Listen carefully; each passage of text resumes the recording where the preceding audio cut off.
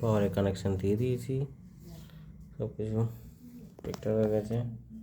এখন পাওয়ার দিচ্ছি, দেখি ডিসপ্লে আসে।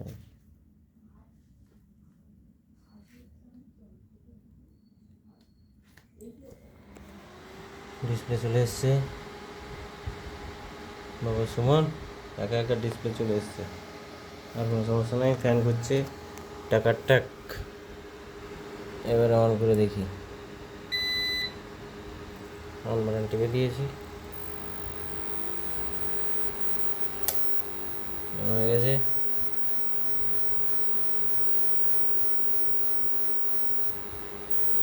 একদম পারফেক্ট চলছে,